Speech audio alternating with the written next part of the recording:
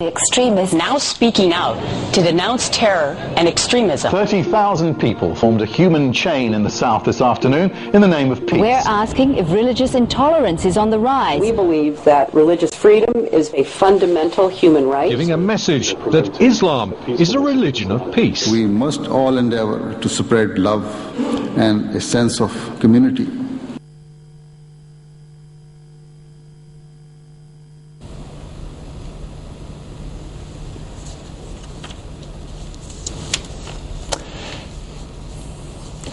In the name of Allah, the Gracious, the Merciful, may the peace and blessings of Almighty God be upon you.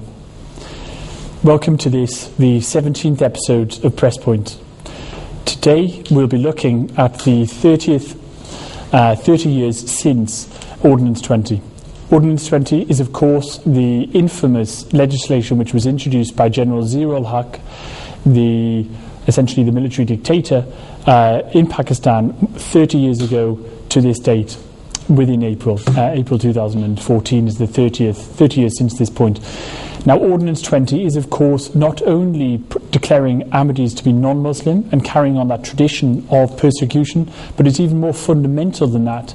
It infringes the fundamental beliefs of Ahmadi Muslims to profess their faith within Pakistan, but also it sparked a whole outrage and a tidal wave almost of martyrdoms and murders, which we'll be focusing on in today's show. We'll be looking not only at the impact within Pakistan, but also across the world, and how this infamous ordinance has sparked persecution not only of Ahmadi Muslims, but also religious minorities the world over. I'm joined as ever by my beloved brother Farooq Mahmood in the studio. Jazakallah. Thank you very much, Jonathan. Of course, today we're discussing about this infamous 1984 Ordinance 20 by General Zia-Ul-Huq. He promulgated something which is definitely unseen, unheard of in 21st century.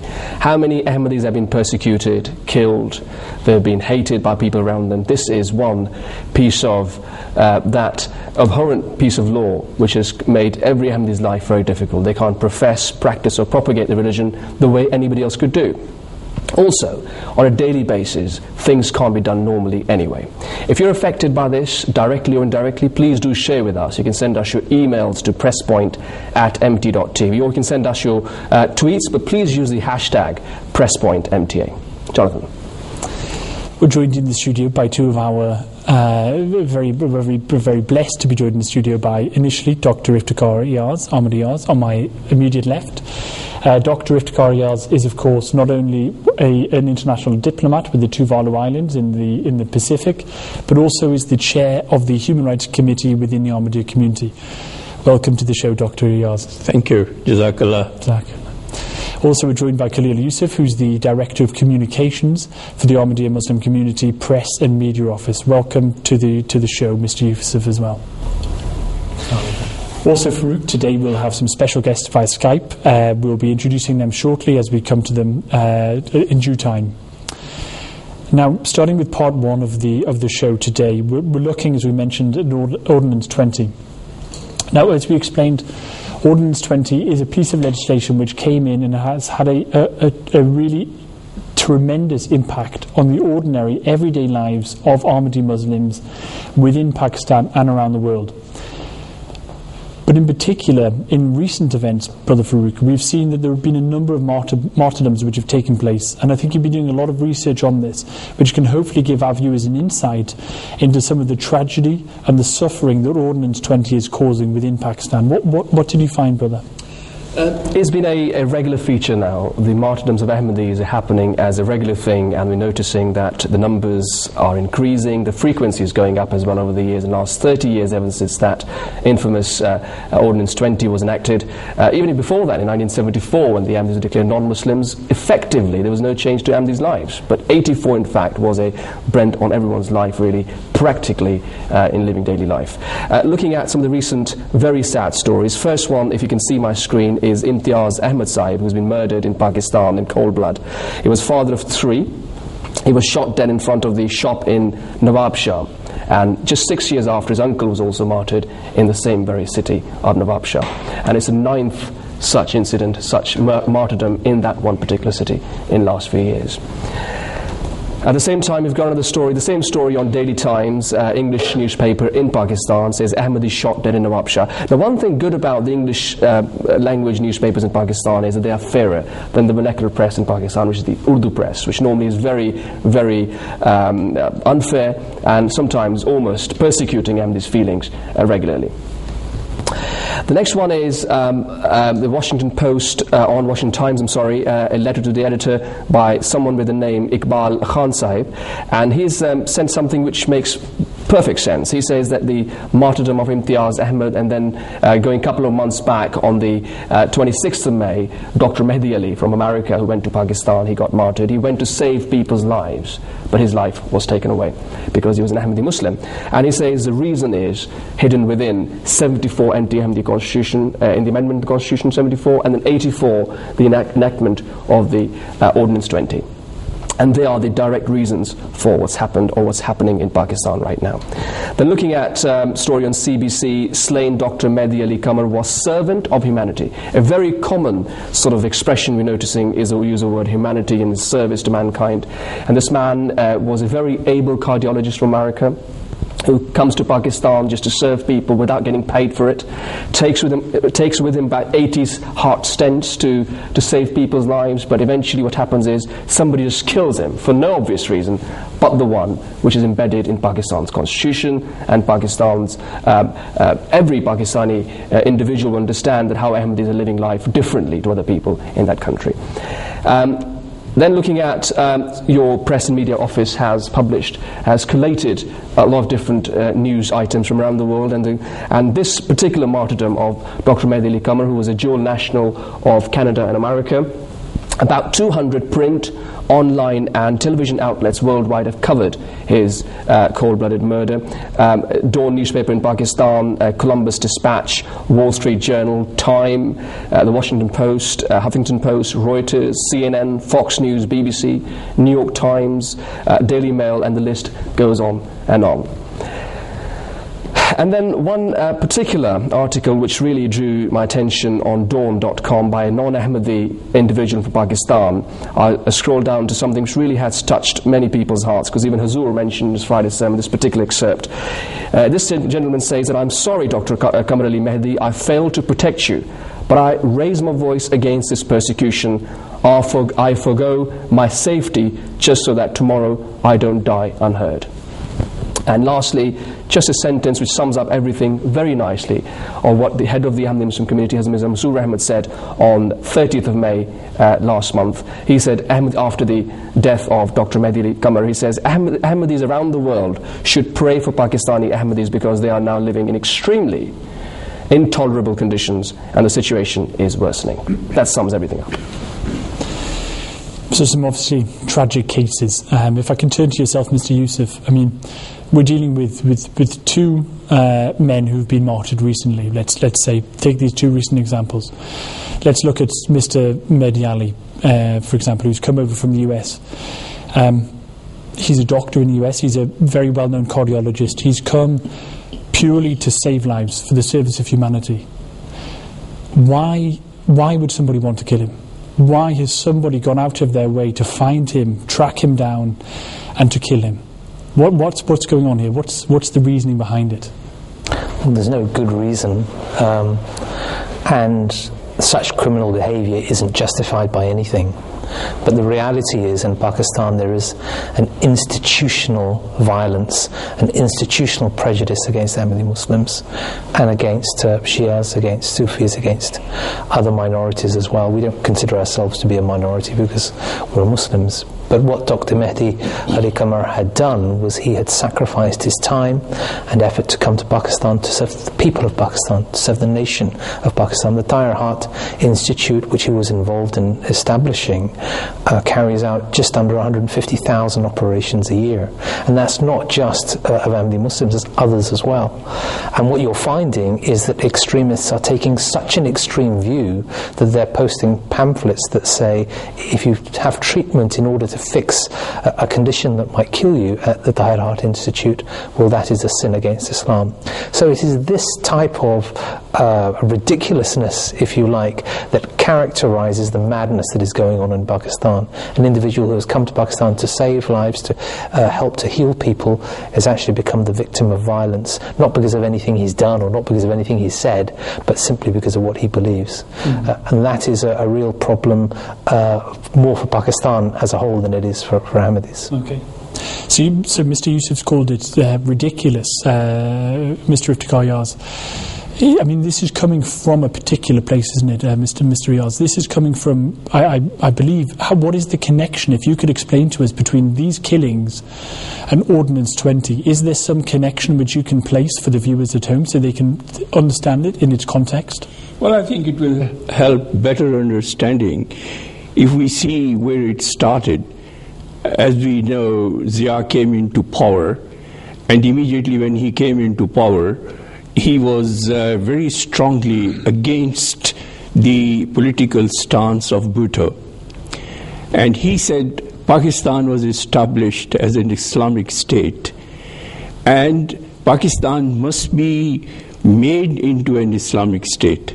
And immediately he started the Islamization program in Pakistan, which was establishing, as he called, Nizam-e-Mustafa.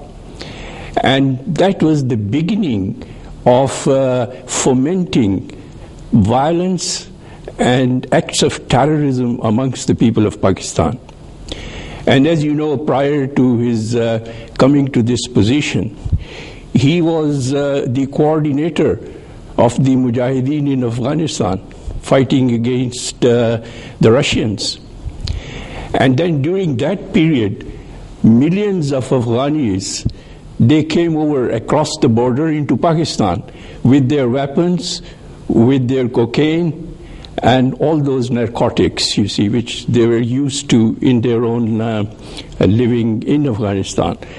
And then he established, with the help from Saudi Arabia, nearly 300 madrasas to train these people into actually, according to him, Mujahideen warriors, but they were actually turning into later on Taliban and active terrorists. So he was the person who actually sowed the seeds of terrorism in Pakistan, which have become a nightmare for the whole world today. So that was the beginning. And then he was very strong in trying to establish his Islamization in Pakistan. And gradually, he thought that the most strong and powerful religious organization against this Islamization is the Ahmadiyya movement. And that is why he said Ahmadiyya movement, Ahmadis are a cancer. And we have to completely eradicate and remove them from Pakistan. This is what he had said. And when he was warned by the US Foreign Affairs Department and by the United Nations that this is a very wrong direction he is taking to legislate such infamous ordinances like the Ordinance 20, he said, I don't care what the United Nations says or what the human rights organizations say. He totally rejected. So really the origin is coming from some sort of a corruption of Islam, and this is what I wanted to... Exactly. Particularly with regards to this issue of Islamization you've mentioned, Mr. Ayaz. Yes. If I could put it to you as well, Mr. Yusuf, we're talking about Islam, it seems. The word Islam is coming up often with regards to General Zia-Ul-Huq and also Ordinance 20. To what extent is it actually Islamic to say that Ahmadi Muslims or Shia Muslims or Sufi Muslims are not Muslim, and therefore we can persecute them and kill them? Is that Islamic, Mr. Yusuf? No. I mean, it absolutely isn't. The question is, how do you identify who is a Muslim and who isn't? It isn't the role of any individual who believes in Islam to make that up for themselves. You have to look at the sources of law, if you like, to identify who is a Muslim and who isn't. And the primary sources of law for Muslims are the Holy Quran and the Sunnah of the Holy Prophet Muhammad ﷺ, and then the Hadith in that order.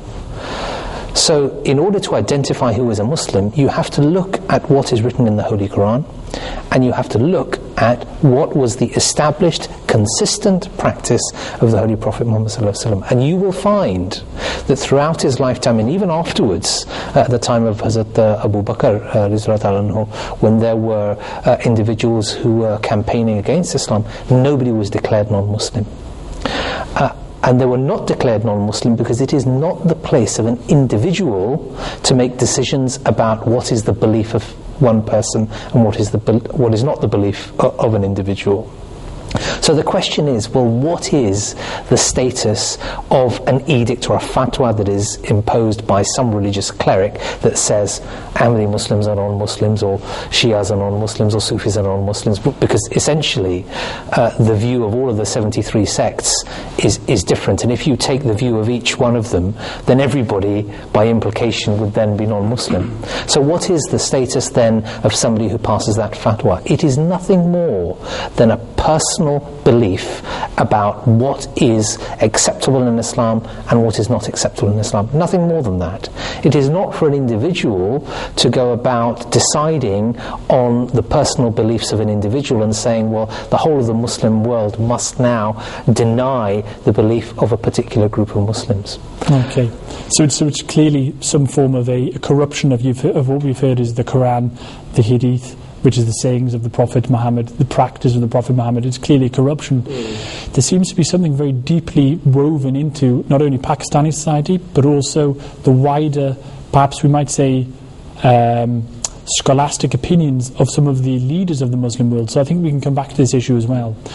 If I can now go to the Skype guests, in particular, if I can first go to Dr. Fahim Yunus, who is one of the spokespersons of the Ahmadiyya community within America, and obviously a very active media commentator within Huffington Post and other sources. If I can come to yourself, Dr. Yunus. Assalamu alaikum rahmatullah. Wa alaikum assalam. Thank you very much for having me. It's our pleasure. Thank you for joining us. Now, Dr. Mehdi Hassan was obviously an American. He was from Colombia. He learned his trade as a doctor within America. He saved many lives in America, and he was one of your leading cardiologists. What sort of an impact has it had on the American people and the American media, the murder of this innocent man? Wolf Blitzer said it very truly on CNN when he did a segment about it, and he said, Dr. Mehdi Ali is a doctor from US. He goes back to Pakistan. He volunteers his own time, his own money. He's there to help mankind, and he's gunned down only for doing that act of goodness. So that was very succinctly captured on CNN, and that has essentially been the narrative here in America. Wherever we talk to people, people are simply in shock. They cannot understand what kind of a society in this day and age will first go and find their best and most accomplished people and then simply kill them. So this is the reality. I think it has given awareness to what Islam and Ahmadiyya is all about, and moreover our reaction to that, the peaceful reaction from the community. In particular, we saw some really, to some extent, you might say heartbreaking images of the receipt of the body of Mr. Mehdi Ali Saab when he returned to America. Could you tell us a little bit about the process of his funeral and the reception which he received when he came back to American and Canadian soil? And I'll tell you that I wrote a piece about it for Fox News, and typically it takes 3, 4, 5 days for that editorial process to be completed, but the editor called me that day and she said, it's such a heart-wrenching piece, it's such a sad, tragic story that I would like to run it on the day of the funeral. And I told her, I said, I'm on my way to Canada to attend the funeral, and that's going to be in the next 14 hours. And she said, I'll make sure that this piece is up and running before that. That was the impact. And then when I went to Canada, of course, there were thousands of people there. There were about 6,000 to 7,000 people easily. There were diplomats, there was press corps, and people were simply in shock at what Pakistan did to their best, and moreover, at how thousands of these young people, how they reacted with prayer and patience. It's interesting, you say what Pakistan did to their best. this man was in his origin Pakistani, was he not? He was from Pakistan, and he was going back to his home country to save the lives of his fellow citizens, and he was murdered. So I think it's. I know you didn't intend to confuse that, but I think it's important as well for us to remember that this is in fact not only an American that's been killed, but this is a Pakistani killed in Pakistan, and I think that even adds to some of the tragedy, the perversion. If I could ask you quickly, just before we come back to the studio, Dr. Yunus, with regards to the particular the murder, the martyrdom of Dr. Yunus that we've just seen. Sorry, Dr. Mehdi. How did the Ahmadi Muslims in America respond? Because I can imagine if one of my best friends or my family was murdered, or if anybody's best friends or family was murdered, it would cause such pain. Did they react with a call for blood and a call for revenge, a call for violence? Responded the way Holy Quran asks us to respond, with prayers and patience, and from Allah we come and to Allah we return. But what people also now understand, that kind of a response is not innate. That kind of a response is something that is nurtured over centuries, and that is the true Khilafat and the message of Islam and Ahmadiyya that has instilled that response in our DNA. And people all around us have seen us. The American Doctors Association, there's a Pakistani North American Doctors Association here who have done protests on our behalf. They know that our community does not go out for street protests. They have done protests in front of the Pakistani embassy in New York on our behalf. That is how deeply people have been moved by this story, that they stood up for us, even the Pakistanis. Dr. Yunus, thank you very much for joining us. We'll come back to our Skype guests shortly, but before we do that, we'll do some tweets. But I think it's worth mentioning as well, just for the viewers at home, and also for the family of the deceased who's been mentioned today. Our prayers are with them. But also, any life which is lost is equal. And the only reason we're focusing particularly on the martyrdom of Dr. Mehdi is because of some of the international issues it throws up. But in the Holy Quran it says that to take the life of one is to take the life of all of humanity. So our prayers and our thoughts are with the families and the friends of both of the deceased.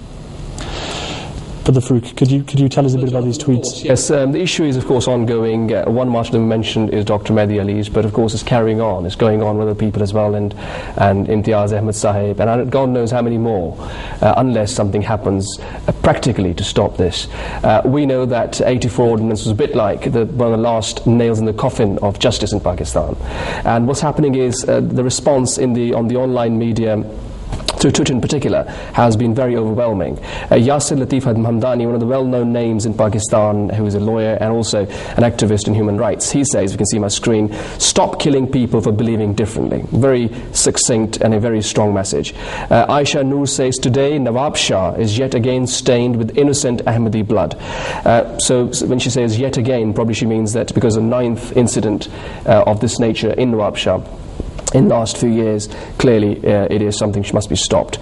Then Austin says something which is again heart-wrenching and a very emotional sentence he has put in. He says that, rest in peace, Dr. Qamar. Dr. Qamar said, I am going to save 80 lives. He lost his own. Referring to, I think, those 80 heart stents he was carrying with him for the 3rd time when he went to Pakistan to save the mankind. But of course he says that he's lost his life, but as we believe that he hasn't lost his life, he's living forever. He is a martyr. And the last thing for the time being is a message from Mirza Jawad, who says, so of them is he who accomplished his vow, and of them is he who yet waits. So perhaps he's referring to one of the Quranic verses from Surah Al-Ahzab about those people who have fulfilled their pledges. So clearly Dr. Mehdi Ali, and Mr. Imtiaz Ahmad and many more like them have fulfilled their pledges. Thank you very much for those tweets, Farouk. If I can come to yourself, Dr. Ayaz, I think when you were listening to Yunus, you had some thoughts you wanted to contribute. Actually, I wanted to present a quote from Hazrat Amir al-Mu'mineen, Ayatollah ibn Nasir al-Aziz, on which he ended his sermon relating to Dr. Mehdi. And he put it very clearly. He said, the oppression in Pakistan is taking place in the name of God and His Messenger, in the name of that messenger who was a benefactor of humanity. And was a mercy for all the worlds. So our hearts bleed at this tragedy, but at the same time we are not defeated.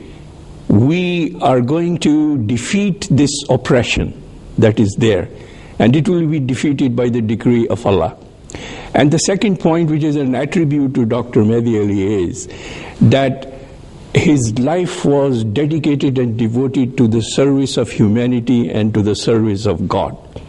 And through his martyrdom, he attracted such worldwide media attention, and every media source presented the message of peace that Ahmadiyyat and the head of the Ahmadiyya movement is conveying to the entire humanity and the world. And through the media resources from all over the world, USA, Canada, Pakistan, India, and everywhere in the world, the message, the true message of the promised Messiah, for which he dedicated and sacrificed his life, was conveyed to millions and millions of people to the corners of the world. So this is a great tribute to his life. His life was ended, but it was not ended fruitlessly. It is going to bear fruit and flowers forever. It's very true.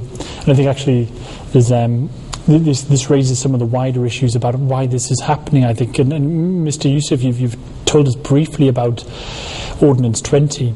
If you can give us I think we've used or focused on those particular martyrdoms, those tragedies, to help us to understand the personal pain of people in Pakistan, to understand their experience. But this is a wider structural problem, isn't it? And it's part of a whole, which is really the demonization, the persecution of an entire people within the biggest Muslim nation in the world. Can you just tell us a little bit about what sort of an impact this Ordinance 20, which is now 30 years old and since 1984, what sort of impact it had on wider society within Pakistan? Do you mind if I give you a little bit of background? Please do. As especially Farouk will know very well, Ahmadis were declared non-Muslim by the Second Constitutional Amendment in 1974. There's not time to cover some of the background information, but anybody who hasn't seen From Democracy to Extremism, which is a fantastic MTA documentary covering this point, I absolutely recommend them to do that. That was led by Farouk. Ahmadis were declared non-Muslim by constitutional amendment in 1974, on the 7th of September 1974. Since then, Ahmadis' day-to-day practice, other than in relation to voting when a separate electoral list was introduced in 1978, was unaffected. And that was something that really upset the extremists, because for a very long time the extremists had been targeting Ahmadi Muslims. They wanted to eradicate them. There were major anti-Ahmadi riots in 1952, and extremists, although a little bit quiet during the 60s, by the time they got to the 1970s had really got hold of Zulfikar Ali Bhutto, whose political standing was weakening, and they used the Ahmadi Muslim issue to try and push their political agenda. Although Zulfikar Ali Bhutto attracted them in order to try and maintain his power, the snake of extremism that he was feeding ultimately bit him. And then Zia-Ul-Huq took power, I think it was in June 1977. The first thing he did was he hanged Bhutto. The second thing he did was he got into bed with Jamaat Islami and some of the other extremist groups and began, as Ifthikar Ayaz said, an Islamization agenda. Ahmadi Muslims were at the centre of that. And so by 1980 he had begun to make changes to legislation. The court in a case, Nusrat Bhutto Begum, had affirmed that he was able to maintain power. He, through various ordinances, undermined the power and strength of the Supreme Court and began then to introduce legislation in 1980 which was designed to persecute minorities. In 1984, he introduced another piece of legislation, which was Ordinance 20 of 1984, that was targeted specifically at Ahmadi Muslims. That criminalized the very existence of Ahmadis. So whilst in 1974 our name was changed, now in 1984 our very practice was also not only under scrutiny, but was prohibited by law. That was something, incidentally, in 1978 in a case called Mubashir versus Shah, the Lahore High Court said was not legal. The Lahore High Court had said that you cannot prevent Ahmadi Muslims from calling their mosques mosques or from performing azan. But you see, Zia-Ul-Huq, who had taken over control of Pakistan in a dictatorship, he had no electoral mandate, had decided that he was going to make what he thought an example of Ahmadi Muslims, and in instituting this legislation felt that he was going to get rid of, absolutely eradicate and destroy Ahmadi Muslims in a way that they had not been able to do over the course of the last 25 or 30 years. So I'm going to leave it at that, because there's some other pits are, yeah, but no, that's afterwards. a really useful insight, because I think for me myself, I certainly feel that that's contextualized it. Hopefully for the viewers at home, that gives them an insight, yeah. But I think for Brother Faruqi, you've now brought us up to date as well, or I think you're about to, with some research which has looked at how Ordinance 20 is now being used as the justification for essentially some of the most inhumane treatment that we can see on the face of the earth in present times, if that's not too strong a phrase. Brother Jonathan, the issue that began with Ahmadiyya, as an Ahmadiyya issue in inverted commas, in 74, as you mentioned very clearly, of course, we declared non-Muslims. Then 84 came along. 74 was effectively just called as non-Muslims. But 84 was practically, our existence was a crime in true sense, because the way we would act, we can't act the way. I mean, we walk as Muslims, can't walk as Muslims. Even ladies wearing burqa, for example, covering themselves, is also like Muslims. So that's also wrong. Having minarets is wrong. Having dome is wrong. Offering salat is wrong. Calling azan is wrong. So everything's wrong. So basically our existence is wrong in Pakistan ever since. But the thing is now, the things have changed now for worse for Pakistan overall. And it's spilling over in Pakistan and outside Pakistan's boundaries, which began with the Ahmadiyya issue. I'm looking at one of these stories on Washington Post here, which says a sectarian killing soar in Pakistan, raising fears of regional spillover. Very well, it sums up what the problem is. The next one is, in fact, a blog on the religion section of the Huffington Post by Jawad Kaleem. He says, religious minorities in Islamic Pakistan struggle, but survive amid increasing persecution. They have no choice but to survive. They are surviving, but that's mere survival in Pakistan at the moment. And it's not just Ahmadis, it's even Shias, it's Sufis, it's Barelvis, people of various different denominations within Islam, and again non-Muslims, of course, Hindus and Christians. They all fall under the umbrella of those people who deserve to be persecuted, and it's all legalized.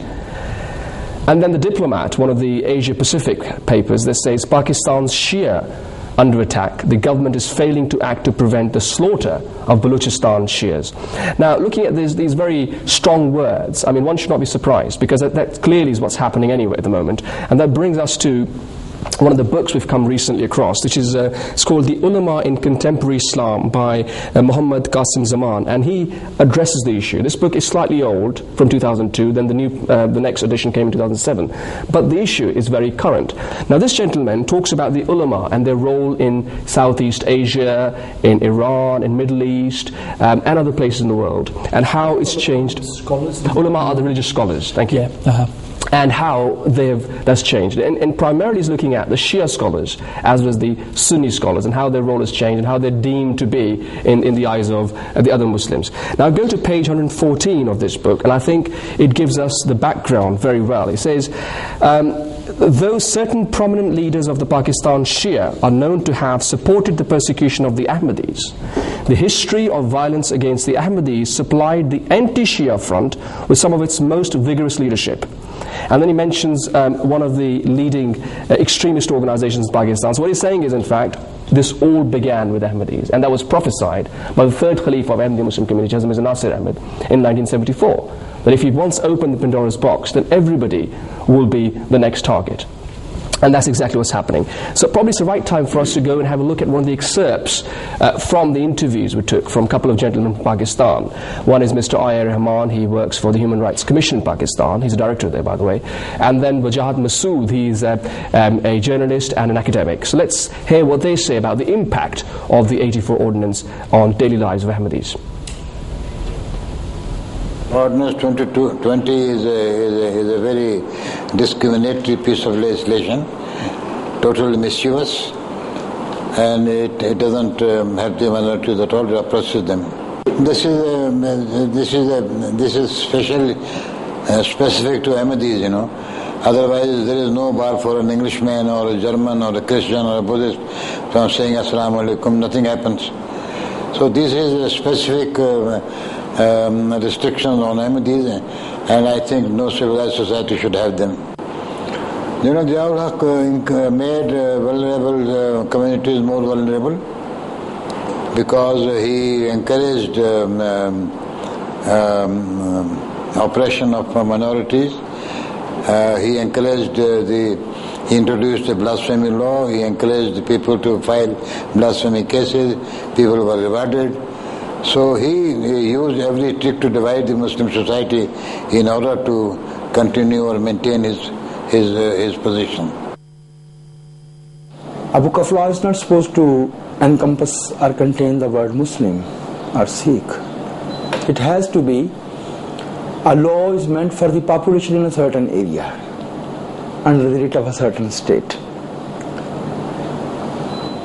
Why did not Muslims bother to define the word Muslim for more than 350 years, up to 1953? Muslim community had been having a history of 13 and a half centuries by then. Why define Muslims? And who should define Muslim? Me being a human being, I believe faith does not need definition. The basic criterion of faith is something which somebody accepts, some individual accepts. I again say, religion is an individual right. It is not a collective right. It's not something to be imposed. We do have a right to a faith, but it is our prerogative. It is a right, it's not a coercion. Why did we need defining Muslim? 2.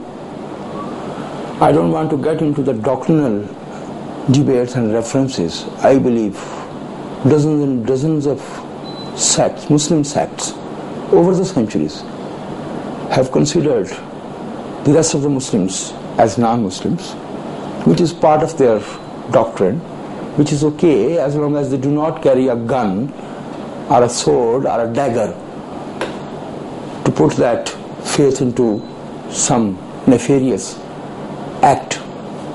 So the very search for a definition of Muslim was to me ominous, and I absolutely believe that it is not possible. It is not possible, and if somebody believes that it is possible, then they should now take Lashkar-e-Jhangvi and Spy Muhammad on one table and ask them to define Muslims. Then they should go ahead with it. Then they should take it to its logical end.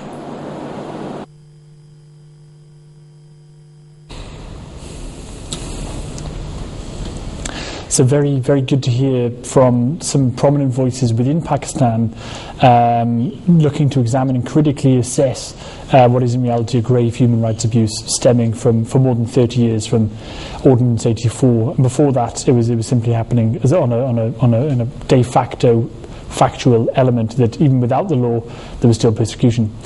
But now let's go to our Skype guest, Dr. Qasim Rashid. Mr. Qasim Rashid, I may have given you an honorific title which you're yet to merit, but I'm sure you can in future years. If I can go to the USA to speak to Mr. Rashid, and particularly I'd like to ask Mr. Rashid, you yourself in the USA as well as a number of other spokespeople have been able to engage very prominently with the media on persecution issues relating to Ordinance 20. What sort of an impact, Mr. Rashid, do you think this sort of awareness has had, and in particular, has it had an impact in stemming the tide of persecution? Well, the latter remains to be seen as far as stemming the tide of persecution, because we see every week another Ahmadi Muslim murdered for his faith. So I think that's going to be a longer process. But as far as developing a relationship with the media here, with our elected officials, with government leaders, with civic activists, I think by the grace of Allah, we've been able to establish that the Ahmadiyya Muslim community are in fact those Muslims who are dedicated towards the improvement of all humanity. And that's happened through a combination of media efforts, through personal relationships and bridge building. But I think the most powerful argument that we've been able to put forth is that despite these persecutions and these murders and this ongoing boycott of Ahmadi Muslims in Pakistan, our response has been one of patience, one of prayer, and one of continued service to humanity per the guidance of Khalifatul al-Masih. And I think when you define Islam as those things, and you act that out, and then you attribute that this is only possible because of His Holiness, the Khalifa of Islam, it's a very difficult example to argue against. And so as a result, it's been creating more and more awareness here in the West, certainly here in the United States and Canada. But I think we have a long way to go to make that awareness here translate into an effective repeal of things like Ordinance 20 in Pakistan. Okay, which is a very fair assessment, but I think it's valuable that at least there's beginning to be the public recognition of what is essentially abuse, and then hopefully the practical abolition of this abuse can come later. And hopefully we've seen this, whether this be in the civil rights movement or the abolition of slavery, hopefully persecution can also be stemmed in a similar manner. But before we come back to the studio, if I can ask you another question, Mr. Rashid, and I'm putting you slightly on the spot here, but I know you're a lawyer, you work in the law, you've done a lot of focus on human rights and as part of your training. In your opinion, looking at Pakistan, it's the most populated Muslim country in the world. More than 200,000 Muslims live within Pakistan. It's an international player. It has international relationships with America.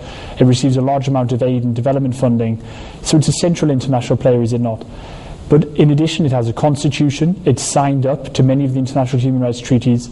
So my question to you is Ordinance 20 legal or is it illegal? It's illegal not only in the international spectrum, but in Pakistan's own constitution. Look, Pakistan's own constitution is explicitly clear that religious freedom will remain free and that the government will not tolerate discrimination of any group. Pakistan has also signed the International Covenant on Civil and Political Rights, of which Articles 18 and 19, among others, are explicitly clear that there must be universal religious freedom.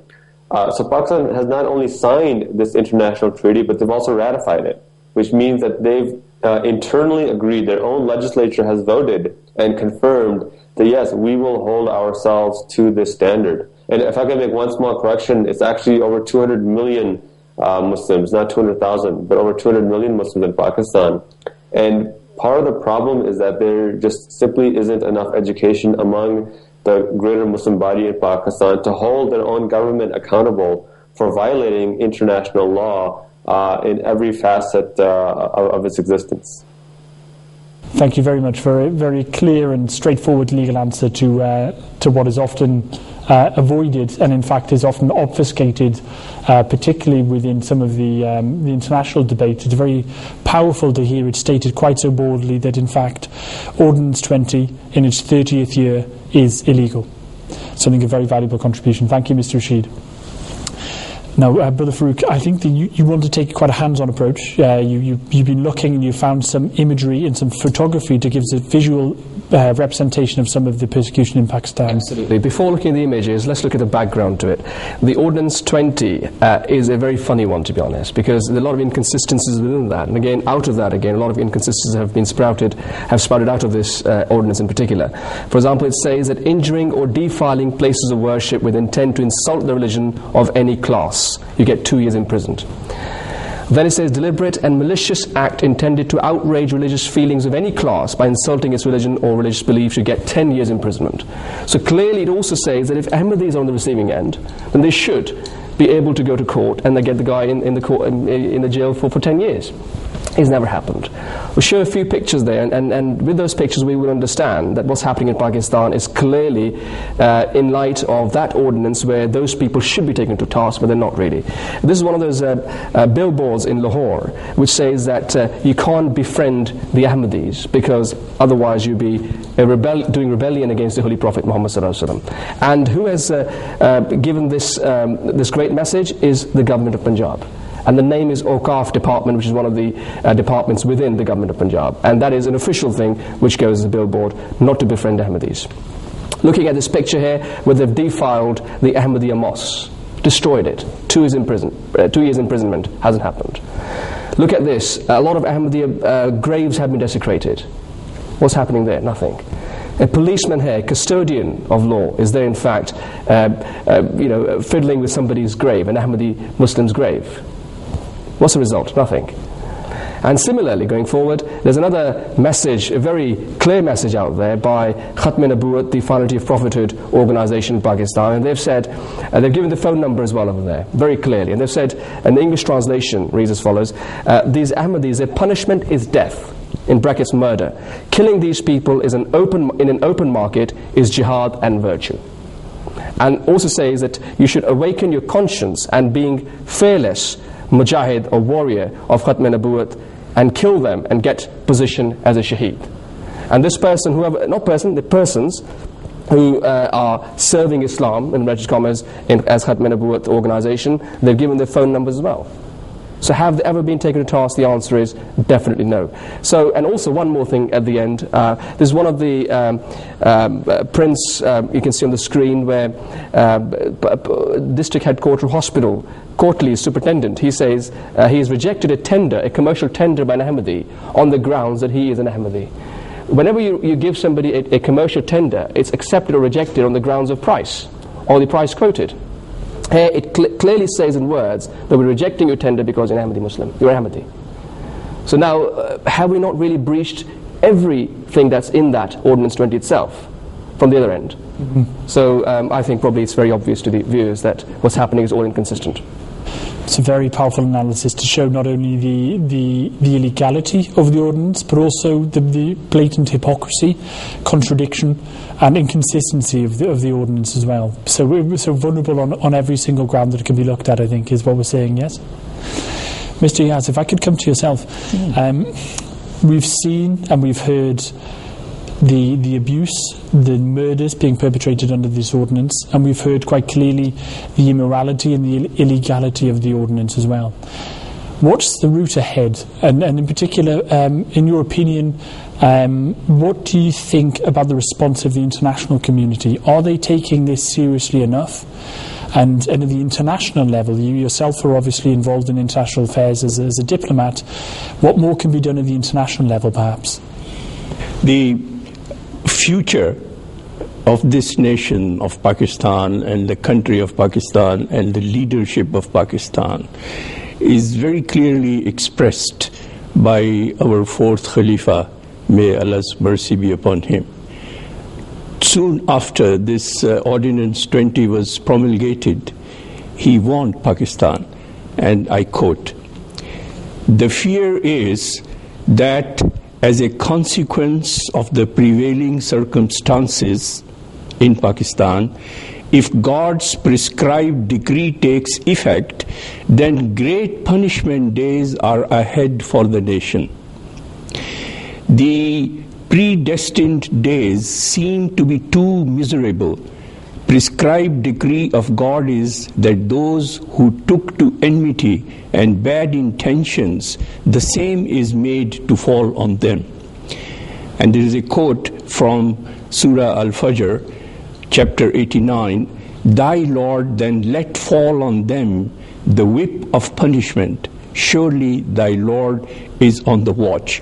The fulfillment of the scene, let fall on them, we have witnessed time and again.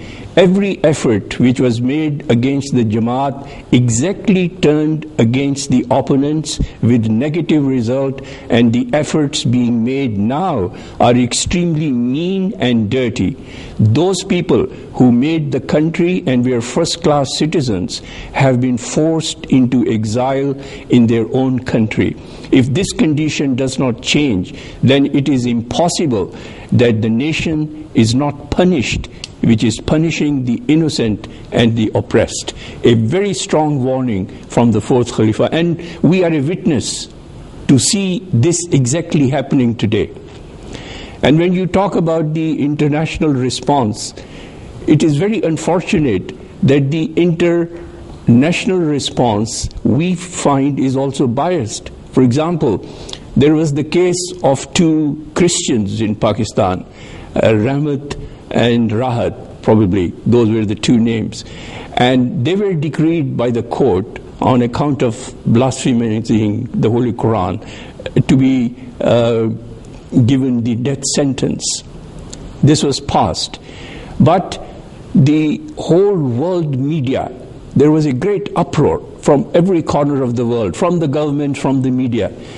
And under that uproar, the judiciary in Pakistan changed that verdict, and they withdrew the death sentence, and those two were released. So the uproar and the media attention and the world attention can definitely have some effect. Unfortunately, we don't see that happening in the case of Ahmadis. The world is a witness. They express sympathy. They express their sentiments, as they have done on the martyrdom of Dr. Mahdi and others as well. They've done that.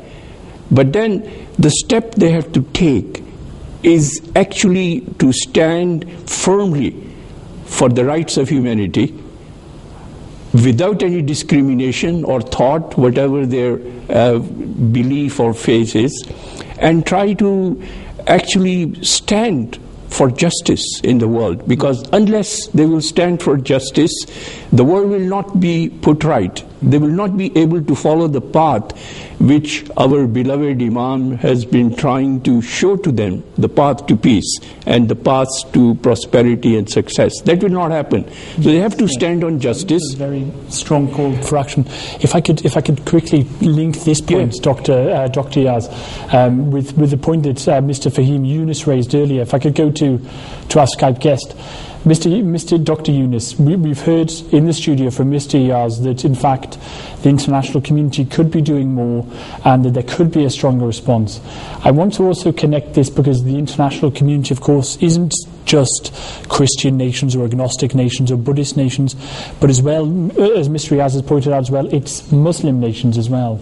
So Mr. Yunus, if I could ask yourself, perhaps taking into account your knowledge of Islam, and let's even say taking into account the practice of Muhammad, the Prophet of Islam, may peace be upon him, are the Muslim world doing enough? Are the powerful Muslim states who have such a close relationship with Pakistan, are they doing enough? What's your opinion on this? No, they're not doing enough. And now when they are moving out from Pakistan, because not just Ahmadis, a lot of Pakistanis who are now moving out to the West, and they crib on every little tiny incidence of discrimination, even though when the law is on their side, even though when the law professes equality and liberty, even then they can't stand those little tiny issues of discrimination. Now those people are realizing themselves that what they're doing to Ahmadis in Pakistan, when an American of Pakistani descent faces small little discrimination here, they go back and reflect. And I think what Ayaz Saab was saying is absolutely true. Despite all our efforts, and I can tell you with authenticity, after writing 100 op-eds, after doing over 100 media interviews, I can tell you that what our Imam, what Khalifatul Masih is saying today is extremely wise. And my understanding is the verse 42 of Surah Ankabut, where Allah Ta'ala says, those who take others for helpers instead of Allah, their similitude, their likeness is that of a spider who makes a house for himself, and surely the frailest of all the houses is the house of a spider.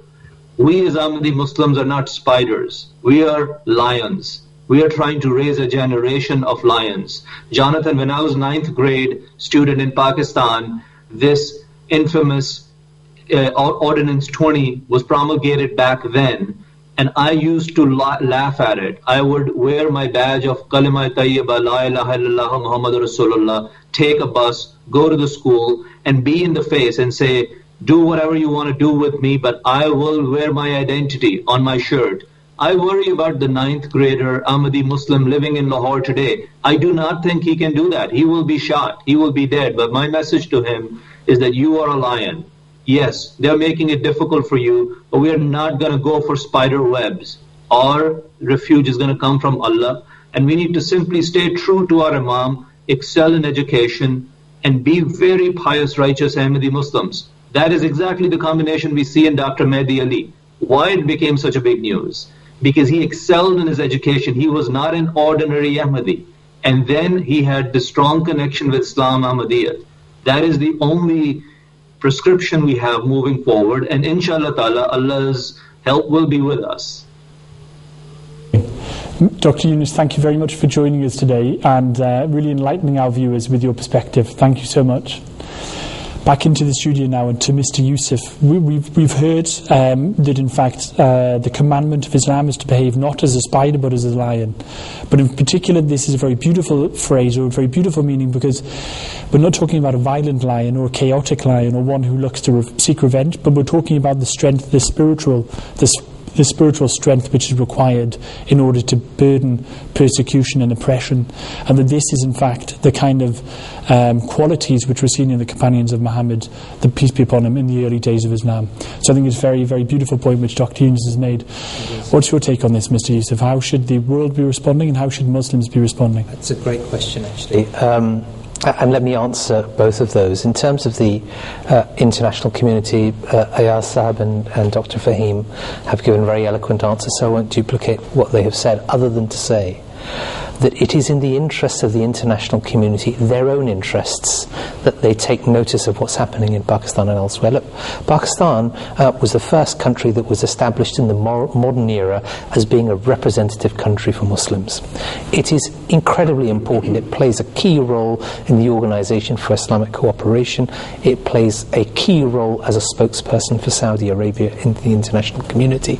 So it is very important. It's also a very powerful nation with 200 million, about 186 million Muslims in Pakistan as well. After 1984, when the anti-Ahmadiyya legislation was passed, just 2 years later, the blasphemy law was passed, which was 295C.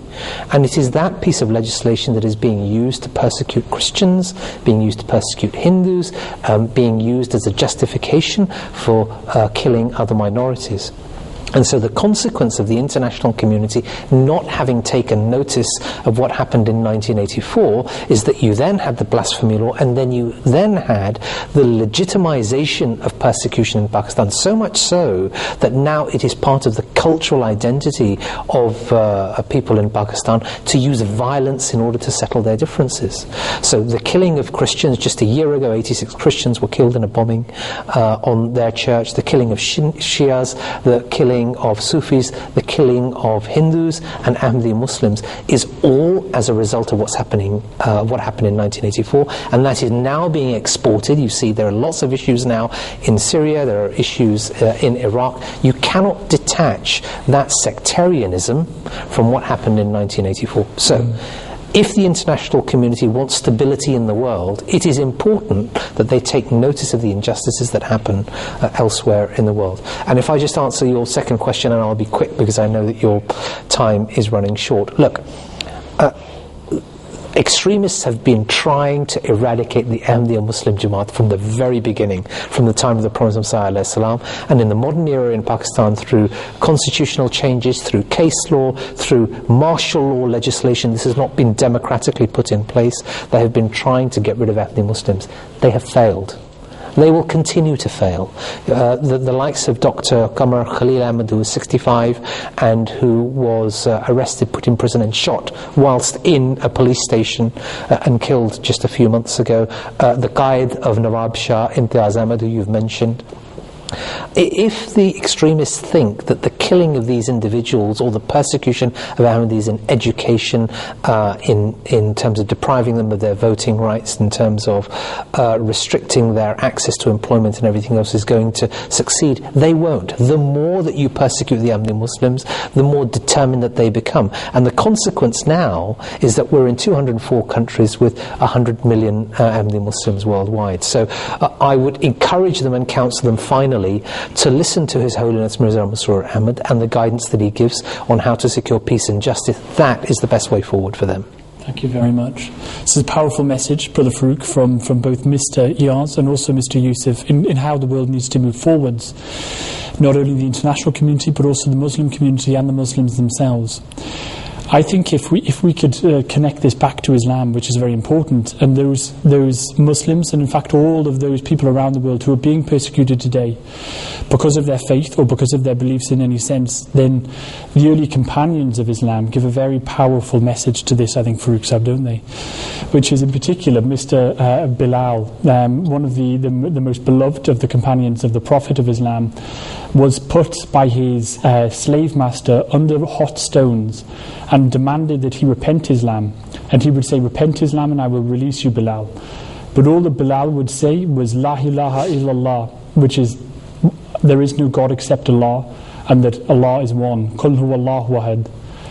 So I think that all of those people around the world, whether you be Christian, whether you be Sufis, whether you be Ahmadi Muslims, and you're being persecuted, then the tradition of Islam, the tradition of all of the prophets, is to remain steadfast, to remain non-violent, and to pray to Almighty God that the unjust oppressors who oppress you will be removed. And this is the message of the Khalifa of Islam, and this is the only message I think that the Press Point panelists would like to make today, which is that God is one, do not fear, and pray, and this persecution will be removed. Now, Farooq, I think that's all we have time for today. Thank you very much to our viewers at home, and please continue the conversation via social media, and we'll see you in a month's time for episode 18, God willing. Assalamu alaikum wa rahmatullahi wa barakatuh. Assalamu alaikum. Community has launched the campaign to try and counter the extremists. Now speaking out to denounce terror and extremism. 30,000 people formed a human chain in the south this afternoon in the name of peace. We're asking if religious intolerance is on the rise. We believe that religious freedom is a fundamental human right. Giving a message that Islam is a religion of peace. We must all endeavor to spread love and a sense of community.